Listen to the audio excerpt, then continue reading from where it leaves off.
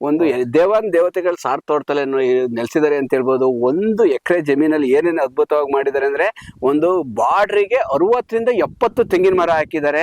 ಆಮೇಲೆ 7x7 ತರ ಅಡಕೆ ಮರ ಹಾಕಿದ್ದಾರೆ, ಪ್ಲಸ್ ವಿಲೇದೆಲೆ ಹಾಕಿದ್ದಾರೆ. ಒಂದು ಇಡೀ ನಮ್ಮ ಇದರಲ್ಲಿ ಪ್ರಕೃತಿಯಲ್ಲಿ ದೇವತೆಗಳು ಕಲ್ಪವೃಕ್ಷ, ಆಮೇಲೆ ವಿಲೇದಲ್ಲಿ ಎಲ್ಲಾ ದೇವತೆಗಳು ವಿಲೇದೆಲೆ ಇದೆ ಅಂತ ಒಂದು ಶಾಸ್ತ್ರನೇ ಇದೆ. ಎಲ್ಲಾ ದೇವರುಗಳು ಇದರಲ್ಲಿ ಒಂದು ವಿಲೇದೆಲೆ ಪೂಜೆಗೆ ಇಡ್ತೀವಿ ವಿಲೇದೆಲೆ. ಮತ್ತೆ ಇನ್ನ ಬ್ರಹ್ಮವೃಕ್ಷ ಅಡಕೆ, ಯಾಕೆಂದ್ರೆ ಅಡಕೆ ಮರ ಒಂದು ಅದ್ಭುತವಾಗಿದೆ. ಎಷ್ಟು ಕೂಲ್ ಆಗಿದೆ ಅಂತ ಹೇಳ್ಬೋದು. ನೋಡ್ಬೋದು, ನಾರ್ಮಲ್ ಆಗಿ ಒಂದು ಅಡಕೆ ತೆಂಗಿನ ಮರ ನೆಡೋದು ಒಂದು ಗುಂಟೆಗೆ 1 ಪ್ರಾಕ್ಟೀಸ್ ಇರುತ್ತೆ. ಸಾರ್ ಅವಾಗಿನ ಕಾಲದಲ್ಲೇ 60 ತೆಂಗಿನ ಮರ ನೆಟ್ಟಿದ್ದಾರೆ ಅಂತ ಲೆಕ್ಕಾಕಣ ತೋರಿಸ್ತೀನಿ. 60 ಇದೆಯಾ ಸರ್ ಬಾರ್ಡ್ರಲ್ಲಿ? 70 ಇದೆ ಸರ್. 70 15 ಅಡಿ, ಅದಕ್ಕೆ ಲಿಮಿಟ್ ಇಲ್ಲ. ತೋಟ ಇಲ್ಲಿ ಗೊತ್ತು, ಸತ್ಯಸಾಯಿ ಜಿಲ್ಲೆ ಕೇಳಿ ಹೆವಿ ಬಿಸಿಲು ಎಷ್ಟು ಟೆಂಪರೇಚರ್ ಹೋಗುತ್ತೆ ಸರ್ ಇಲ್ಲಿ?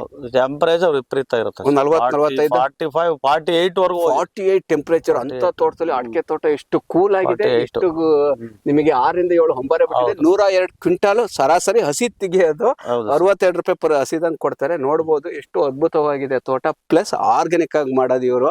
ನೋಡ್ಬೋದು ಎಷ್ಟು ಚೆನ್ನಾಗಿದೆ ಅಂತೇಳಿ.